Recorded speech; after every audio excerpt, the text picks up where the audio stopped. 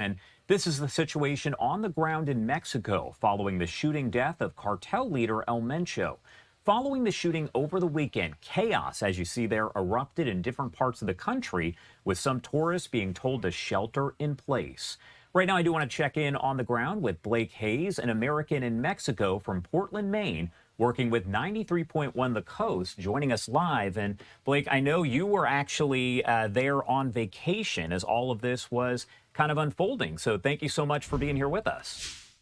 Yeah, no problem. Good morning. Good morning. Well, first off, I want to start at the beginning. Can you kind of explain for me how everything played out day of as all of this was going on? Yeah, so here in Puerto Vallarta, it's known for being very safe. These kind of things have, from what I understand, never happened here, at least not in the last 20 or 30 years. And it was a Sunday morning. We were getting ready to figure out, do we want to go to the beach or the pool? And what time are we going to have a margarita? And my husband had gone to a gym about 10 minutes down the road from here. This is the hotel that we are staying in. And then I found when I woke up, I had missed calls from him. He said it's scary. The streets are shut down. We're trying to get off the street. And I was like, what? What? Like that? What is even happening? And he ended up getting pulled inside. He had seen a police vehicle go by and they were making announcements on like a megaphone in Spanish, which he didn't understand.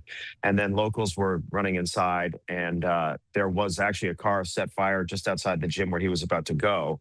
So luckily, he turned around and was pulled into a building by a local woman who was saying, "Hey, listen," sort of translating for him.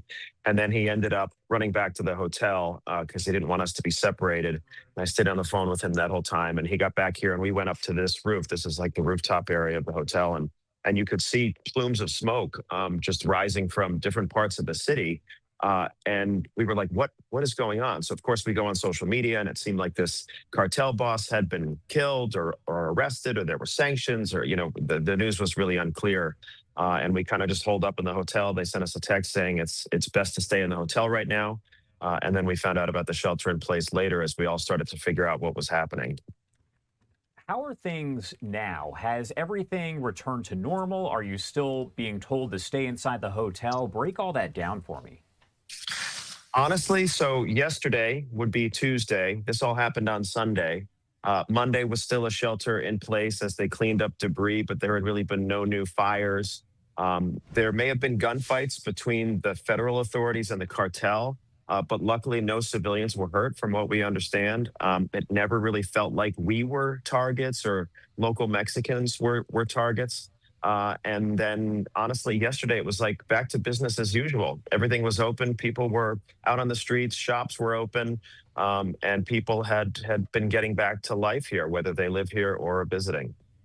Have you been able to process everything that's happened over the past several days? As you look at those images that are coming in, of course, it's different because you saw it in person. Have you had a chance to really process it just yet? Yeah, I think so. And I think a lot of us, I mean, I will say on vacation, we didn't expect to have this like trauma bonding experience with some of our fellow travelers, which is kind of what happened in the hotel. We certainly made friends in ways we didn't expect to. And yeah, what's really interesting is the conversation here about the cartel with folks who live here, and kind of this idea that like, it sounds strange to say, but it's like the cartel and the government almost work together to keep people safe, which is an odd thing to say. But the thoughts about what the cartel means here are definitely different than what we think of it in America. And there's almost this strange trust of the cartel that it's about business and not about harming innocent people, which is very strange to say. And it also at first seemed really scary. And then we quickly realized that it was to make a point, to scare people, to get people off the streets. And that certainly worked. But aside from that, it hasn't felt scary since we got more information later in the day on Sunday. Wanted to ask you one more question here before I let you go, because something you hear a lot from people is seeing the images on your screen, the different filmed images are one thing, but to actually see it in person is so different. So explain to me kind of the difference there from what you've seen as you were on the ground and then seeing kind of some of the images played back. Yeah, that's been really interesting because being here, we have sort of a firsthand view. And what looks really scary and what was really scary at first turned out to be much more scary than it was actually threatening. And I think when you look at the images on social media or on the news, it looks like a war zone. It felt like that at the beginning, but then we quickly realized we weren't the targets. We are safe.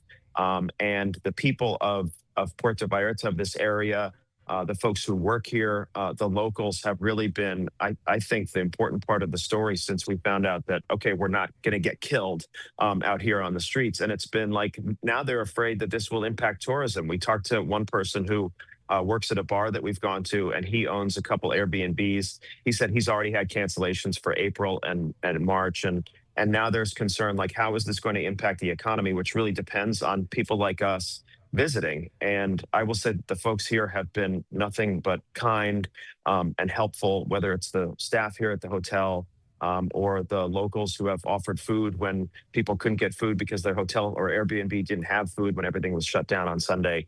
And I hope that's the takeaway, is that there's a resilience to this community that is also very, very kind and needs us to come back. And I hope people do.